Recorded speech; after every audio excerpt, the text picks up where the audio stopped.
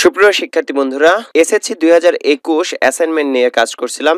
তার প্রথম সপ্তাহের প্রথম যে অ্যাসাইনমেন্টটা ইতিহাস ও বিশ্ব সভ্যতা 1, এটার একটু এক্সেপশনাল উত্তর নিয়ে আলোচনা করব। আমরা এই আলোচনার প্রথমেই আমরা একটু দেখে নেব যে প্রশ্নটাতে কি দেওয়া আছে। আমাদের এই প্রশ্নটাতে দেওয়া আছে যে মানব জীবনে ইতিহাস শীর্ষক প্রবন্ধ। তার মানে আপনাকে অ্যাসাইনমেন্টের শিরোনাম দিতে হবে, যে অ্যাসাইনমেন্টের শিরোনাম হবে মানব জীবনে ইতিহাস, এইটার প্রবন্ধ। তো এটার নির্দেশনা কি দেওয়া আছে? প্রথম ক নাম্বারটাতে আমাকে বলছে যে ইতিহাস ও ঐতিহ্যের ব্যাখ্যা দিতে হবে। খ নাম্বারে ইতিহাস রচনার উপকরণ এবং প্রকারভেদ আলোচনা করতে হবে বা ব্যাখ্যা করতে হবে। ইতিহাসের গুরুত্ব ব্যাখ্যা করতে হবে এবং মানব জীবনে ইতিহাস চর্চার যে প্রয়োজনীয়তা সেটি আলোচনা করতে হবে। আমি একটু এক ধরনের উত্তর দিয়ে দেব। এটার আঙ্গিকে নিজেদের মতন করে যদি উত্তরটা লেখো তাহলে সেক্ষেত্রে তোমরা ভালো মার্কিং পেতে পারো ইনশাআল্লাহ। সো শুরু করা যাক আমাদের অ্যাসাইনমেন্ট 1 এর প্রশ্নের সাথে সাথে, অর্থাৎ ইতিহাস এবং ঐতিহ্যের ব্যাখ্যা থেকে শুরু করে শেষ পর্যন্ত। তো ইতিহাস এবং ঐতিহ্যের ধারণা ব্যাখ্যা।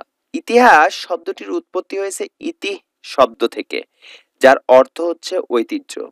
ঐতিহ্য হচ্ছে অতীতের অভ্যাস, শিক্ষা, ভাষা, শিল্প, সাহিত্য, সংস্কৃতি যা ভবিষ্যতের জন্য সংরক্ষিত থাকে।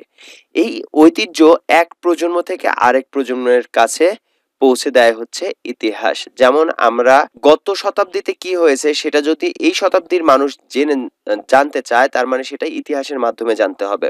অর্থাৎ আজ থেকে 20 বছর আগেও কিভাবে দেশে শিক্ষা ব্যবস্থা চলেছে সেটাও যদি জানতে চাই, সেটাও ভবিষ্যতের জন্য একটা ইতিহাস হিসেবে থাকবে। সো এরকম। তো E.H. কার এর ভাষায় ইতিহাস হলো বর্তমান এবং অতীতের মধ্যে অন্তহীন সংলাপ। বর্তমানের সকল বিষয়ে অতীতের ক্রমবিবর্তনের এবং অতীত ঐতিহ্যের উপর ভিত্তি করে গড়ে উঠেছে। আর অতীতের ক্রমবিবর্তন ও ঐতিহ্যের বস্তুনিষ্ঠ বিবরণটাই হচ্ছে ইতিহাস। অর্থাৎ অতীত সম্পর্কে যে কোনো আলোচনা, সেটাকে বিবরণটা হচ্ছে ইতিহাস। সুতরাং ইতিহাসের পরিসর সুদূর অতীত থেকে বর্তমান পর্যন্ত বিস্তৃত। তার মানে আমরা বলতে পারি যে অতীত থেকে এখন পর্যন্ত যা কিছু আছে, এটা বিবরণটাকে আমরা বলি হচ্ছে ইতিহাস। ঐতিহাসিক ডক্টর জনসন ঘটে যাওয়া ঘটনাকে ইতিহাস বলেছেন। যা ঘটেছে সেটাই হচ্ছে ইতিহাস। যেমন এই ভিডিওটা পাবলিশড হওয়ার সাথে সাথে এটা একটা ইতিহাস, যে একটা ভিডিও তৈরি হয়েছে। সো এটাও এক ধরনের ইতিহাস। গ্রিক শব্দ হিস্টোরিয়া থেকে ইংরেজি হিস্টোরিয়া শব্দটির উৎপত্তি, যার বাংলা হচ্ছে ইতিহাস। হিস্টোরিয়া শব্দটি প্রথম ব্যবহার করেন গ্রিক ঐতিহাসিক হেরোডোটাস। তিনি ইতিহাসের জনক হিসেবে খ্যাত। তিনি তার গবেষণা কর্মে নামকরণে এ শব্দটি ব্যবহার করেন, যার আবিধানিক অর্থ হলো সত্য অনুসন্ধান বা গবেষণা। প্রকৃতপক্ষে মানব সমাজের অনন্ত যে ঘটনা প্রবাহ, এই ঘটনা প্রবাহটাই হচ্ছে ইতিহাস। ইতিহাসবিদ রেবসন বলেছেন কি, ইতিহাস হলো ঘটনার বৈজ্ঞানিক ও ধারাবাহিক বর্ণনা।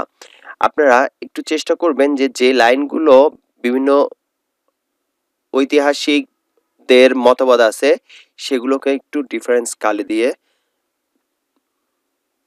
লেখার জন্য। হতে পারে নীল বা সবুজ কালি ব্যবহার করে এই লাইনগুলোকে আলাদাভাবে লিখে নেবেন। সুতরাং ইতিহাস হচ্ছে মানব সভ্যতার বিবর্তনের সঙ্গে সম্পর্কিত বিভিন্ন কর্মকাণ্ডের ধারাবাহিক ও সত্যনিষ্ঠ বিবরণ। এটা গেল ইতিহাস সম্পর্কের পরিধি। এখন ইতিহাস রচনার উপকরণ এবং প্রকারভেদ। রচনার উপকরণগুলো কি? যেসব তথ্য প্রমাণের উপর ভিত্তি করে ঐতিহাসিক সত্যকে প্রতিষ্ঠা করা সম্ভব তাকে বলা হয় ইতিহাসের উপাদান বা ইতিহাসের উপকরণ। ইতিহাসের উপাদান বা এই উপকরণকে আমরা দুই ভাগে ভাগ করতে পারি। এক হচ্ছে লিখিত উপাদান হতে পারে, আর আরেকটা হচ্ছে অলিখিত উপাদান। লিখিত উপাদান। ইতিহাস রচনার লিখিত উপাদানের মধ্যে রয়েছে সাহিত্য, বৈদেশিক বিবরণ, দলিলপত্র, এগুলো। যেমন আজ থেকে যদি আমরা খুব বেশি না 30-40 বছর আগেও দেখি, তাহলে মানুষের নামের আগে শ্রী ব্যবহার করা হতো। 30 না, আর একটু বেশি হবে, 60-70 বছর আগেও মানুষের নামের পূর্বে শ্রী ব্যবহার করা হতো। অর্থাৎ সে মুসলমান হোক বা হিন্দু হোক, প্রত্যেকের নামের পূর্বেই কিন্তু শ্রী ব্যবহার করা হয়েছে। সো এটা কোথা থেকে পাবো? প্রাচীন কোনো দলিলে দেখতে পাবো যে আমাদের দাদা বা পরদাদা যিনি ছিলেন তার ওনাদের নামের পূর্বে এরকম শ্রী ব্যবহার করা হতো। তো ঠিক একইভাবে বলতে পারি যে সাহিত্য, বৈদেশিক বিবরণ বা দলিলপত্র এই সব কিছুতেই হচ্ছে এক একটা উপকরণ ইতিহাসের। বিভিন্ন দেশি বিদেশি সাহিত্যকর্মে ও তৎকালীন সময়ের কিছু তথ্য পাওয়া যায়, যেমন বেদ, অর্থশাস্ত্র, রাজতরঙ্গিনী, আইনি আকবরী, এগুলো হচ্ছে ইতিহাসের এক একটা উপাদান। এছাড়াও রয়েছে রূপকথা, কিংবদন্তি, গল্প কাহিনী, সরকারি নথিপত্র, এই জিনিসগুলো হচ্ছে লিখিত উপাদানের মধ্যে। অলিখিত উপাদানের মধ্যে কি কি আছে? যে সমস্ত বস্তু থেকে আমরা বিশেষ সময়, স্থান বা ব্যক্তি সম্পর্কে বিভিন্ন ধরনের ঐতিহাসিক তথ্য পাই, সেই বস্তু বা উপাদানই হলো অলিখিত উপাদান। যেমন মুদ্রা, শিলালিপি, স্তম্ভলিপি, তাম্রলিপি, ইমারত ইত্যাদি। এই সমস্ত জিনিস থেকে জানা যায় যে অতীতের অধিবাসীদের রাজনৈতিক, সামাজিক ও অর্থনৈতিক অবস্থা সম্পর্কে ধারণা করা সম্ভব। প্রাচীন অধিবাসীদের সভ্যতার যে ধর্ম, জীবনযাত্রা, নগরায়ন, নিত্য ব্যবহার্য জিনিসপত্র, ব্যবসা বাণিজ্য, কৃষি ইত্যাদি সম্পর্কেও ধারণা পাওয়া যায়। এগুলোকেই ইতিহাসের অলিখিত উপাদান বলে। এই পর্যায়টিতে আমরা ইতিহাসের প্রকারভেদ। ইতিহাসকে দুই ভাগে ভাগ করা যায়। তো আমরা বলতে পারি যে ইতিহাসের প্রকারভেদ হিসেবে আলোচনা এবং গবেষণা কর্মের সুবিধার্থে ইতিহাসকে দুই ভাগে ভাগ করা হয়েছে। এক হচ্ছে ভৌগোলিক অবস্থানগত ইতিহাস, যেমন হচ্ছে উপমহাদেশীয় ইতিহাস, সেটা হচ্ছে যে ভারতীয় অঞ্চলটাতে মিলায় যে ইতিহাসটা, সেটা হচ্ছে ভৌগোলিক অবস্থান হিসেবে ভৌগোলিক ইতিহাস। অর্থাৎ যে বিষয়টি ইতিহাসে স্থান পায় তা কোন প্রেক্ষাপটে রচিত, স্থানীয়, জাতীয় না আন্তর্জাতিক, এগুলোকে বলা হয়ে থাকে ভৌগোলিক ইতিহাস। বিষয়বস্তুগত ইতিহাস, কোন বিশেষ বিষয়ের উপর ভিত্তি করে যে ইতিহাস রচিত তাকে বিষয়বস্তুগত ইতিহাস বলে। এ পর্যায়ে আসি ইতিহাসের গুরুত্ব নিয়ে। মানব সমাজ এবং সত্য নির্ভর বিবরণ হচ্ছে ইতিহাস। এ কারণে জ্ঞান চর্চার শাখা হিসেবে ইতিহাসের গুরুত্ব অপরিসীম। সুতরাং দেশ ও জাতির স্বার্থে এবং ব্যক্তি প্রয়োজনে ইতিহাস পাঠ অত্যন্ত গুরুত্বপূর্ণ।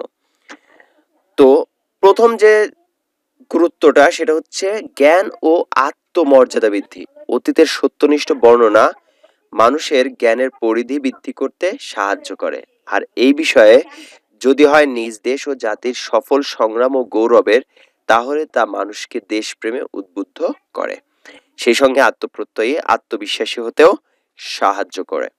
সচেতনতা বৃদ্ধি, ইতিহাস পাঠ মানুষকে সচেতন হতে সাহায্য করে। ইতিহাস পাঠের মাধ্যমে মানুষ ভালো মন্দ বুঝতে পারে এবং সেই মোতাবেক কাজ করে। দৃষ্টান্তের সাহায্যে শিক্ষা দেয়, ইতিহাসের ব্যবহারিক গুরুত্ব অনেক। ইতিহাস পাঠ করে অতীত ঘটনা থেকে শিক্ষা নিতে পারি। ইতিহাসের শিক্ষা বর্তমানে কাজে লাগিয়ে উন্নয়ন করা সম্ভব। উপরোক্ত বিষয়গুলোর কারণে ইতিহাসের গুরুত্ব অনেক। ইতিহাস আমাদের জীবনে অনেক গুরুত্বপূর্ণ ভূমিকা পালন করে, যার ফলে মানব সভ্যতা আজ উন্নয়নের ধারাবাহিকতা কাজে লাগাতে পারছে। এ পর্যায়ে ঘ নং অপশনটাতে যেটা ছিল, আমরা সেই অংশটা নিয়ে আলোচনা করব, অর্থাৎ মানব জীবনে ইতিহাস চর্চার কারণটা কি, আমরা কেন ইতিহাসটাকে ধরে রাখি বা ইতিহাস সম্পর্কে জেনে থাকি। মানব সমাজ এবং সভ্যতার ধারাবাহিক পরিবর্তন, প্রমাণ ও লিখিত দলিল হচ্ছে ইতিহাস।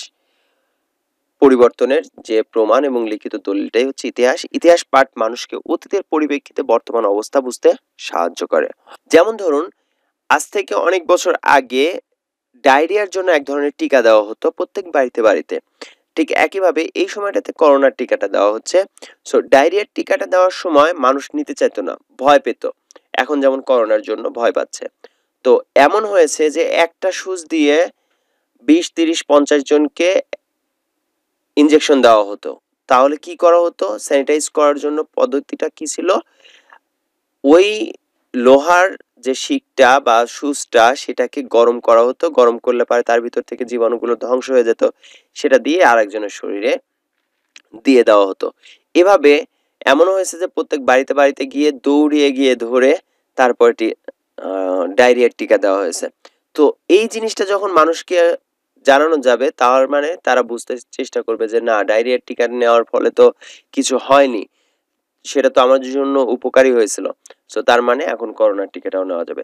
সো এটা এরকম যে মানব জীবনে ইতিহাস চর্চার একটা মানে লজিক কারণটা আমরা বলতে পারি যে এরকম। তো এই যে মানব জীবনে ইতিহাসের গুরুত্ব সেটার নিচে আমরা একটু বলি যে কেন মানুষ ইতিহাস চর্চা করে। ইতিহাস অতীতের আয়না। ইতিহাসকে অতীতের আয়না বলা হয় কারণ অতীতের সমস্ত ঘটনা বিষয়াবলী আমরা ইতিহাস থেকে জানতে পারি। একজন ব্যক্তির চেহারা যেমন আয়নায় দেখা যায়, তেমনি ইতিহাসে অতীতকে দেখা যায়। এখান থেকে মানব জীবন শিক্ষা নিতে পারে যে অতীতে কি হয়েছিল এই কারণে। জ্ঞান অর্জন। ইতিহাস জ্ঞান অর্জনে সাহায্য করে। ইতিহাসের মাধ্যমে অতীত থেকে জ্ঞান অর্জন করে বর্তমানে তা প্রয়োগ করা যেতে পারে। ইতিহাসের জ্ঞান মানুষকে সমৃদ্ধ হতে সাহায্য করে। মানব সভ্যতা এবং সভ্যতার বিকাশ সম্পর্কে জ্ঞান। ইতিহাস চর্চার মাধ্যমে মানুষ সমাজ থেকে শুরু করে তার যাবতীয় কর্মকাণ্ড, চিন্তা চেতনা ও জীবনযাত্রার অগ্রগতি সম্পর্কে জ্ঞান লাভ করে।